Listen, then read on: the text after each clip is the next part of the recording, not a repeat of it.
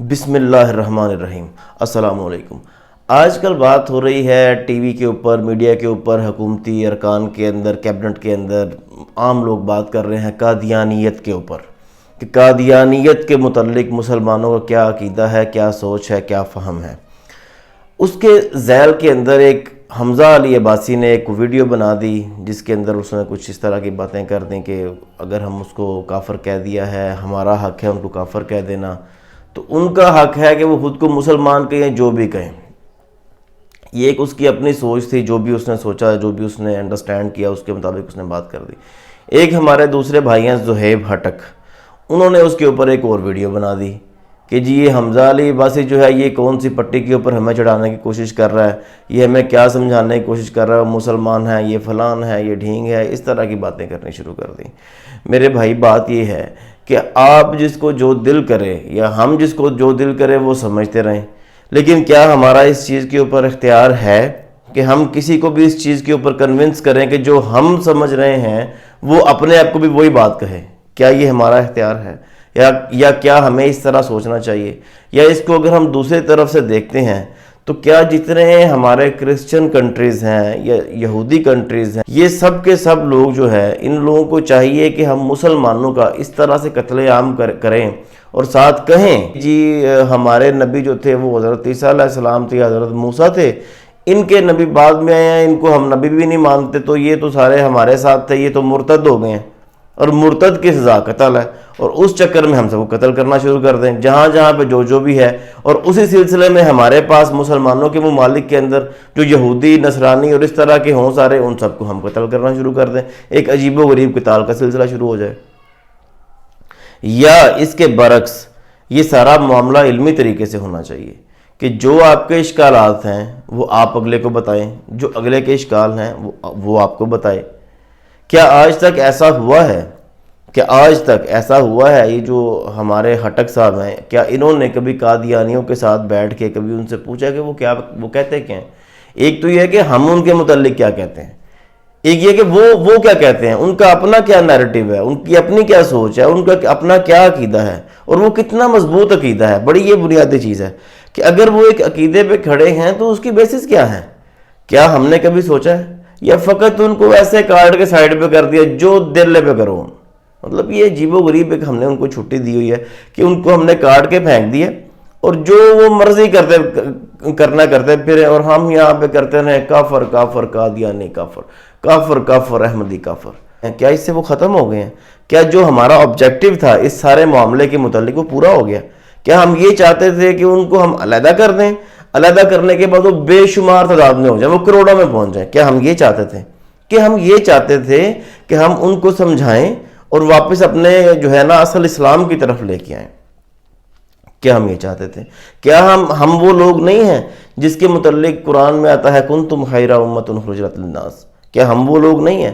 کیا ہمیں اس چیز کا سوال نہیں ہوگا کل قیامت کے دن کہ ایک طبقہ جس نے آپ صلی اللہ علیہ وسلم کی نبوت اور رسالت کا انکار کیا، تو آپ نے کیا کیا ان کے لیے؟ آپ نے صرف ان کو کافر کہہ کے سائڈ پہ کر دیا۔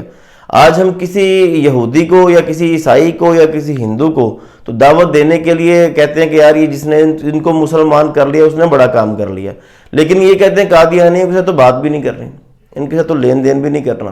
اور یہ جو لین دین والا معاملہ ہے یہ بڑا ٹیکنیکل معاملہ ہے۔ لین دین کا معاملہ ہوا تھا آپ صلی اللہ علیہ وسلم کے ساتھ بھی ایک دفعہ، قریش مکہ نے، کفار مکہ نے آپ صلی اللہ علیہ وسلم کے ساتھ لین دین کا معاملہ ختم کر دیا تھا، لیکن آپ صلی اللہ علیہ وسلم نے کبھی کسی کے ساتھ لین دین کا معاملہ ختم نہیں کیا۔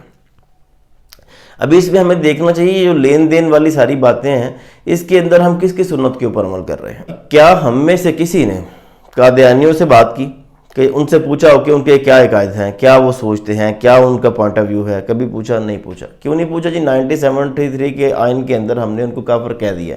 جب ہم نے ان کو کافر کہہ دیا، ابھی ان کو مسلمان کرنا تو ہمارا کام ہی نہیں ہے۔ کافر جان چھوٹی، سر چھٹیا۔ کیوں؟ کیونکہ ہم علمی طریقے سے بات نہیں کرتے، علمی طریقے سے بات کرنے کا حوصلہ رکھتے نہیں ہیں۔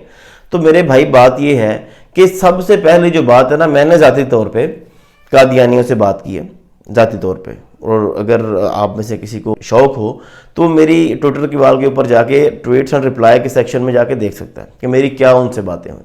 تو پہلی بات یہ ہے کہ ان کا جو عقیدہ ہے وہ ایک بڑا مطلب ایک عقیدہ ایسا ہے جو میں سمجھتا ہوں کہ انتہائی کمزور دلیلوں کے اوپر، انتہائی کمزور بنیادوں کے اوپر کھڑا ہوا ہے۔ اس کی اگر آپ کو مثال سمجھنی ہے تو آپ اس چیز سے سمجھ سکتے ہیں کہ جس طرح مسلمانوں کا ایک فرقہ بریلوی مکتبہ فکر، اس کے جو عام لوگ تھے پہلے، یعنی آج سے آپ 6 8 10 سال پہلے چلے جائیں، تو بہت سے لوگوں کا یہ عقیدہ تھا کہ ہم مزاروں پہ جائیں گے، ہم قبروں کو پوجیں گے، ہم وہاں پہ سجدے دیں گے، ماتھے ٹیکیں گے، چادریں چڑھائیں گے، نذرانے عقیدتیں کریں گے، قربانیاں کریں گے، تو ہمیں اولادیں بھی مل جائیں گی، ہماری حاجتیں بھی پوری ہو جائیں گی، ہمارے سارے معاملات بھی درست ہو جائیں گے، اور یہ جو قبر کے اندر پڑے ہیں یہ کوئی بہت بڑے ولی اللہ ہیں، ان کی مطلب یہ جیورسڈکشن ہے کہ یہ ہمارے دنیا اور آخرت کے سارے معاملات کو سیٹ کر سکتے ہیں۔ اور جو ان کو یہ کہتا تھا نا کہ یار یہ ایسے نہیں ہو سکتا، ان سے یہ کہا تو ہے ہی بھابی، تو ہے ہی گستاخ رسول۔ تو یہ ایک رویہ تھا۔ ابھی آج انہی لوگوں کو اگر آپ دیکھیں، وہ سارے کے سارے لوگ، ان کی میرا جو محتاط انداز ہے نا، اس کے مطابق ان کا 90% بالکل درست ہو چکے ہیں۔ ان کو سمجھ آ چکی ہے کہ یہ جو معاملہ تھا نا قبر پرستی کا، یہ بالکل باطل معاملہ ہے، اس کے اندر کوئی ہمارے لیے خیر نہیں ہے، نہ یہ ہمیں فائدہ دے سکتے ہیں، نہ یہ ہمیں نقصان دے سکتے ہیں، ان کا پتہ نہیں اپنا آخرت میں کیا معاملہ ہونے والا ہے۔ یہ عقیدہ بن چکا ہے ان لوگوں کا۔ یہی سیم صورتحال ہوئی قادیانیوں کے ساتھ۔ ان کا ایک باطل نظریہ ان کے اندر آیا کہ یہ جو مرزا غلام احمد ہے یہ ان کا نبی ہے، یا بلکہ یہ تو کہتے، پہلی بات تو یہ کرتے ہیں کہ یہ ان کا امام مہدی ہے۔ پہلے کہتے ہیں جی آپ کہتے ہیں کہ امام مہدی نے آنا تھا، ہم کہتے ہیں جی بالکل آنا تھا۔ وہ کہتے ہیں بس ہمارے مطابق وہ آ بھی گیا ہے اور وہ مر بھی گیا آگے۔ تو مطلب یہ ایک ان کا عقیدہ ہے۔ ابھی اگر اس کے پیرلل آپ چلیں تو اہل تشیع کا کیا عقیدہ ہے؟ وہ کہتے ہیں کہ امام مہدی کا بھی ظہور ہونا ہے، وہ آ گئے ہیں، وہ دنیا میں ہیں، وہ ایک جگہ کے اوپر غار کے اندر چھپے ہوئے ہیں، ابھی ان کا ظہور ہونا ہے۔ تو یہ ایک دوسرا عقیدہ ہے جن کو ہم مسلمان کہتے ہیں۔ ایک تیسرا عقیدہ بھی ہے، وہ یہ ہے کہ جی امام مہدی نے آنا تو ہے لیکن ابھی آیا نہیں ہے، وہ آیا نہیں، انہوں نے آنا ہے، ابھی کب آنا ہے، کیسے آنا ہے، کہاں پہ آنا ہے، کسی کو کوئی پتہ نہیں، جب آئیں گے تو آ جائیں گے۔ ابھی میرا سوال یہ ہے کہ یہ جو تینوں عقائد ہیں امام مہدی کے متعلق، یہ ہمیں قرآن میں کس جگہ پہ حکم ہوا ہے؟ میں قادیانیوں سے بھی یہ بات پوچھنا چاہتا ہوں، یہ میں اہل سنت والوں سے بھی پوچھنا چاہتا ہوں، یہ اہل تشیعوں سے بھی پوچھنا چاہتا ہوں کہ ایک اتنا بڑا معاملہ کہ ہم 1.25 ارب مسلمان ہیں، اگر ہمارے درمیان کوئی بھی بندہ آ کے یہ بات کہتا ہے کہ جی میں جو ہے نا میں امام مہدی ہوں، تو ہمارے پاس کیا صورتحال ہے کہ ہم سب اس کے اوپر جو ہے نا اکٹھے ہو جائیں گے؟ ہم تو سارے نہیں اکٹھے ہو رہے کلمے کے اوپر، ہم تو سارے نہیں اکٹھے ہو رہے نماز کے اوپر، ہم تو نہیں سارے اکٹھے ہو رہے روزے کے اوقات کے اوپر، ہم تو نہیں اکٹھے ہو رہے کسی ایک چیز کے اوپر، زکوٰۃ عشر کے اوپر نہیں اکٹھے ہو رہے، ہم کیسے اکٹھے ہوں گے اس کے اوپر؟ یہ تو ایک عجیب و غریب ہی بات ہو جائے گی کہ سارے کے ساری کہ ہم ایک ایسی چیز کے اوپر وہ اکتفا کر کے بیٹھے ہوئے ہیں کہ امام مہدی نے آنا ہے تو انہوں نے آ کے یہ کر دینا ہے۔ اور یہی سوال جب میں نے قادیانیوں سے پوچھا کہ اگر وہ امام مہدی ہے اور آ کے وہ مر گیا ہے تو اس نے ایسا کون سا کام کیا کہ جس کو میں سمجھوں کہ یہ چیز کا مجھے تو پتہ نہیں تھا لیکن وہ کر کے چلا گیا، اور کون سی ایسی چیز وہ کر گیا جس سے دنیا کے اندر ایک بہت بڑا انقلاب آ گیا، بجائے اس چیز کے کہ وہ ایک نیا فرقہ بنا گیا اور آپ لوگوں کو گالیاں پڑ رہی ہیں۔ مطلب کوئی بھی چیز لاجیکل نہیں لگ رہی کہ کس طرح سے یہ ساری چیزوں کو انٹرپریٹ کر رہے ہیں۔ میری بیسیکلی سوچ یہ ہے کہ جس طرح قادیانیوں کو ہم نے علیحدہ کر کے ایک سائڈ پہ بٹھا دیا ہے، چھوڑ دیا ہے، ان کے حال پہ چھوڑ دیا ہے کہ وہ جو سیاہ سفید سوچتے ہیں سوچتے رہیں، جیسا کرتے ہیں وہ کرتے رہیں، کسی اور ملک میں جا کے اکثریت بناتے ہیں بناتے رہیں، ہم نے صرف ایک کام کرنا کہ کافر کافر قادیانی کافر، کافر کافر احمدی کافر۔ کیا اس سے مسائل حل ہو رہے ہیں؟ کیا ہمیں اللہ تعالیٰ نے اس چیز کا حکم دیا ہے؟ کیا اللہ تعالیٰ نے ہمیں دنیا میں اس چیز کے لیے باقی رکھا ہے آپ صلی اللہ علیہ وسلم کی امت میں کہ ہم لوگوں کو کافر بنانے کا ٹھیکہ لے لیں؟ کیا ہمارے یہ کام ہے؟ تو دوسری بات یہ ہے کہ اس کی آپ سملر اگزامپل لے لیں کہ سیم مثال ہے اسرائیل کے متعلق۔ جی اسرائیل سے ہم نے وہ نہیں کرنا، اس کو تسلیم نہیں کرنا، اسرائیل تو یہودی ریاست ہے، جی وہ دنیا میں یہودی ریاست نہیں قائم ہو سکتی۔ 36,000 ہم نے ایسی باتیں کی اور اس کے رزلٹ میں کیا ہے؟ فلسطینی مر رہے ہیں، فلسطینیوں کو اور سب سے انٹرسٹنگ بات یہ ہے کہ فلسطین نے اسرائیل کو تسلیم کیا ہوا ہے، فلسطین نے اسرائیل کو تسلیم کیا، مصر نے تسلیم کیا ہوا ہے، ترکی نے تسلیم کیا ہوا، جو ہمارا اس وقت سب سے بڑا نمائندہ ہے اس نے تسلیم کیا۔ ہم پتہ نہیں کہاں سے ٹھیکیدار بن گئے ہیں، مجھے تو اپنی سمجھ نہیں آتی کہ ہمارے لوگوں کے اندر یہ اسلام کی ٹھیکیداری کا جذبہ کہاں سے آ گیا کہ ہم وہاں میں وہ جو مطلب جیسے پنجابی میں کہتے ہیں بھوک دے پھپھڑ، تو مطلب ایسے ہی چلے ہوئے ہیں ہر ایک سائڈ کے اوپر کہ ہم نے نہیں کرنا۔ رزلٹ کیا ہے؟ 1947 کے اندر اسرائیل اتنا سا تھا، فلسطین اتنا سا تھا. ابھی آج کا صورتحال ہے، فلسطین کا نام و نشان ختم ہو گیا. ایک چھوٹی سی غزہ پٹی رہ گئی ہے، اس کے اوپر مار رہے ہیں، مار کے بالکل وہ ختم کرنے والے ہیں. اور ہمارے اردن، لیبنان اور یہ اسرائیل اور یہ جو ہے فلسطین، ان کی آپس میں بھی نہیں بنتی اور مرتے جا رہے ہیں. لیکن بات کیا ہے جی، سعودیہ کہتا ہے جی ہم نے ان کو تسلیم نہیں کرنا، یو اے کہتا ہے ہم نے بھی تسلیم نہیں کرنا، ہم کہتے ہیں ہم نے بھی تسلیم نہیں کرنا، تو وہ مارے جا رہے ہیں. اس کی سادہ سی مثال یہ ہے کہ آپ کے کسی بھائی کو کوئی دوسرا بندہ پکڑ کے بٹھا لے اور اس کو مار رہا ہو، اور آپ سے کوئی بندہ کہے یار جا کے اس کو چھڑواؤ، آپ کہنے نہیں جی میرا اس بندے کے ساتھ بائیکاٹ ہے. وہ کہتا ہے بائیکاٹ ہے، میں آپ پہ لمب کٹ لواں گا، کرتے ہو بائیکاٹ. میرے بھائی اصل بات یہ ہے کہ ہمیں ان کے ساتھ بھی بیٹھنا چاہیے اور ہمیں ان کے ساتھ بھی بیٹھنا چاہیے. ایک علمی طریقے کے ساتھ معاملات کو لے کے آگے چلنا چاہیے، جس سے اس امت کے اندر نکھار آئے، جس کے ساتھ امت ایک بن جائے. ہم تو بالکل ایسے ہاتھ جھاڑ کے بیٹھ گئے کہ جی کافر کہہ دیا تو جان چھوٹ گئی. جو ان کے کفریہ عقائد ہیں وہ کفریہ ہیں، اس کے اندر کوئی دو رائے نہیں ہو سکتی. اب اگر ایک بندہ اتنی کمزور دلیل کے اوپر کھڑا ہے اور ہم نے ان کو چھوٹ دے دی ہے کہ جاؤ ہر بندے کو بتاتے پھرو کہ ہم بالکل درست ہیں، ہم مسلمان ہیں اور یہ باقی کافر ہیں، آپ ان کی بھی تو عقل کے اوپر ماتم کریں. کتنے یہ بند دماغ لوگ ہیں کہ خود کو مسلمان کہہ کے باقیوں کافر کہہ رہے ہیں. یہ بات میں نے اس سے کی، یہ جو قادیانی تھے، کہ ہم نے تو صرف آپ کو غیر مسلم یا کافر کہا. اگر آپ لوگ اکثریت میں ہوتے تو نہ صرف آپ ہمیں کافر کہتے بلکہ آپ ہمارے خلاف قتل بھی کرتے، ہمارے سارے لوگوں کا قتل عام بھی کرتے. آپ لوگ جتنے متشدد لوگ یہ ہیں. تو میرے آپ سب لوگوں سے ریکویسٹ یہ ہے کہ سارے معاملات کو فقط محض جذباتی طور کے اوپر نہ چلائیں، اپنے سارے معاملات کو علمی طریقے کے اوپر چلائیں. جس چیز کی ہمیں تلقین کی گئی ہے اور جس چیز کا ہمیں کو قیامت کے دن اللہ تعالیٰ نے یہ سوال نہیں کرنا کہ آپ نے کتنے مسلمانوں کو کافر کہہ دیا یا کتنے قادیانی کافر تھے ان کو کافر ہی رہنے دیا، ان میں سے کتنوں کو مسلمان واپس نہیں ہونے دیا. یہ ہمارے ساتھ سوال نہیں ہونے، نہ یہ ہمارا کوئی معاملہ ہے.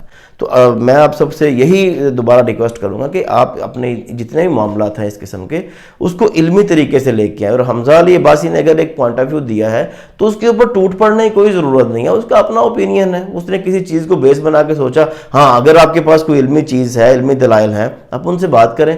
اب جس طرح یہ زہیب بھٹک ہے، اس نے ایک سائڈ سے بات شروع کی کہ جی اس طرح قادیانی پہ پٹی پڑھا دیا، حمزہ علی نے جناب فلانا ہو گیا، ٹھیک ہو گیا، اس کو ہم نے اس طرح سے کر کے یار یہ کوئی باتیں آپ ہمیں بتائیں، آپ اس کو بتائیں کہ میرے بھائی یہ اس طرح توہین رسالت کا معاملہ بن جاتا ہے، اس طرح سے وہ کہتے ہیں. آپ پہلے قادیانیوں کی بات سنیں گے تو آپ کو سمجھ آئے گی نا وہ کہتے کیا ہیں. پہلے ہم خود ہی اپنی طرف سے کسی بندے کے متعلق ایسی باتیں منسوب کر دیتے ہیں جو اس نے کہی نہیں ہوتی. سب سے پہلی بات یہ ہے کہ سارے کے سارے معاملہ کو علمی طریقے سے لے کے چلیں. قادیانی کافر ہیں، لیکن اس کا مطلب ہرگز یہ نہیں ہے کہ وہ انسان بھی نہیں ہے. اس کا ہرگز مطلب یہ نہیں ہے کہ ہم نے ان کو اس دنیا کے اوپر زندہ بھی نہیں رہنے دینا. یہ کوئی طریقہ ہی نہیں ہوتا، کسی دنیا کے کسی حصے میں کوئی طریقہ نہیں ہوتا. میں آج ایک حدیث پڑھ رہا تھا کہ آپ صلی اللہ علیہ وسلم ایک جگہ پہ گئے، وہاں پہ ایک ابن سیاد نام کا ایک یہودی لڑکا تھا. اس کو آپ صلی اللہ علیہ وسلم نے کہا، یہ بخاری شریف کی حدیث ہے، کہ اس کو آپ صلی اللہ علیہ وسلم نے کہا کیا تم مانتے ہو کہ میں نبی ہوں؟ اس نے جواب دیا ہاں میں مانتا ہوں کہ آپ امیین میں نبی ہیں. آگے سے اس نے سوال کیا کہ کیا آپ مانتے ہیں کہ میں اللہ کا نبی ہوں؟ یہ اس ابن سیاد نے آگے سے سوال کیا آپ صلی اللہ علیہ وسلم سے کہ کیا آپ مانتے ہیں کہ میں اللہ کا نبی ہوں؟ تو آپ صلی اللہ علیہ وسلم نے جواب دیا کہ میں اللہ کے تمام انبیاء اور رسولوں پر ایمان لایا. پھر آپ نے اس کو فرمایا کہ تمہارے پاس کون سی خبریں آتی ہیں؟ اس نے کہا جی میرے پاس سچی اور جھوٹی ساری خبریں آتی ہیں. آپ نے فرمایا تمہارا تو معاملہ ہی گڑبڑ ہو گیا، یعنی تمہارا تو معاملہ ہی خراب ہو گیا. پھر آپ نے اس سے فرمایا کہ اچھا چلو مجھے یہ بتاؤ، میرے دل میں تمہارے متعلق ایک بات ہے، تو مجھے بتاؤ وہ کیا بات ہے. اس نے اس کا غلط جواب دیا. کسی حدیث میں کوئی دھواں بول دیا. آپ صلی اللہ علیہ وسلم کے ذہن میں الدخان سورت کی کوئی ایک آیت تھی. خیر اس نے وہ غلط جواب دے دیا. آپ صلی اللہ علیہ وسلم نے سے فرمایا کہ تو جہاں پہ ہے اس کے اپنی اوقات سے آگے نہ بڑھ سکے گا. اچھا اس واقعے میں حضرت عمر آپ صلی اللہ علیہ وسلم کے ساتھ ہیں. انہوں نے کہا یا رسول اللہ مجھے اجازت دے میں اس کی گردن اڑا دوں. آپ نے فرمایا حضرت عمر سے کہ اگر تو یہ دجال ہے تو یہ تم سے مرے گا نہیں، یہ تمہارے قابو میں نہیں آئے گا. اور اگر یہ دجال نہیں ہے تو پھر اس کو مارنے کا تمہیں کوئی فائدہ نہیں ہوگا. تو یہاں سے اگر آپ اس حدیث سے ایک اوورال ایٹیٹیوڈ دیکھیں کہ آپ صلی اللہ علیہ وسلم کے سامنے ایک واقعہ پیش آ گیا کہ کس طرح ایک جھوٹے نبی نے، جھوٹے شخص نے ایک بات کر دی، آپ صلی اللہ علیہ وسلم نے سن لی، حضرت عمر نے بولا کہ میں اس کو قتل کر دیتا ہوں، آپ نے فرمایا نہیں کرو. ٹھیک ہے، تو ہم کس جذبات کی بنیاد کے اوپر اپنے جذبات کو اس لیول کے اوپر لے کے جا رہے ہیں؟ کوئی خنجر، چھریاں، چاقو شیئر کر رہا ہے کہ آپ قادیانیوں کس چیز سے ماریں گے، کیا کریں گے. میرے بھائی، اسلام جذباتیات کا نام نہیں ہے. اسلام نام ہے اللہ اور اس کے رسول کے دیے ہوئے دین کا نام. ہمارے جذبات، ہماری سوچ، اس کی کوئی ویلیو نہیں ہے. میری ذاتی بات کی دین کے اندر کوئی حیثیت نہیں ہے. دین کے اندر اگر کسی چیز کی حیثیت ہے تو وہ آپ صلی اللہ علیہ وسلم کے قول کی حیثیت ہے. اور آپ صلی اللہ علیہ وسلم کے متعلق ہم سب کا یہ ایمان ہے کہ وہ خاتم النبیین ہیں، اللہ تعالیٰ کے آخری رسول ہیں، آخری نبی ہیں. اس دنیا کے اوپر، اس زمین کے اوپر اللہ تعالیٰ کی آخری حجت ہیں. اور آپ صلی اللہ علیہ وسلم کے بعد کوئی نبی نہیں آئے گا، قیامت تک کوئی نبی نہیں آئے گا کسی بھی حیثیت میں، کسی بھی معنی میں. نبوت کسی معنی میں کے اندر نبوت ختم ہو چکی ہے. اگر کوئی بندہ یہ عقیدہ نہیں رکھتا تو ہمیں چاہیے کہ اس کو علمی طریقے سے بات سمجھائیں، نہ کہ اس کو کہیں کہ جناب تو کافر. بات اس کی ہدایت کا کون بنے گا ذریعہ؟ اگر ہم نے اپنے ہاتھ جھاڑ کے سائیڈ پہ ہو گئے، کون سمجھائے گا اس کو؟ یہ بتائیں. خیر، آخر میں ایک سوال کرنا چاہتا ہوں سب لوگوں سے، اپنے جو موجودہ مسلمان بھائی ہیں ان سے، کہ اگر کسی مستقبل کے اندر 2025 میں، 27 میں کہیں پہ جا کے کہ ایک ایسی حکومت بن جاتی ہے، مثال کے طور پر مولانا خادم رضوی کی حکومت بن جاتی ہے اور ان کے پاس 2/3 میجورٹی آ جاتی ہے، اور وہ اس چیز کو ایک قانون بناتے ہیں پارلیمنٹ کے اندر کہ یہ جو وہابی ہیں نا، یہ تو بالکل گستاخ رسول ہے، اور گستاخ رسول کی سزا موت ہے، اور گستاخ رسول جو ہوتا ہے وہ کافر ہے. اور یہ جو شیعہ ہیں یہ تو بالکل اہل بیت کو نا اللہ کے ساتھ ملا دیتے ہیں. یہ تو کہتے ہیں کہ جناب ایسا علی اللہ ہو گیا اور یہ ہو گیا، نعوذ باللہ. یہ بھی سارے کے سارے جو ہے نا صحابہ کو گالیاں دیتے ہیں بے شمار، اور امہات المومنین کے اوپر بھی شب و ستم کرتے ہیں. یہ بھی کافر ہے.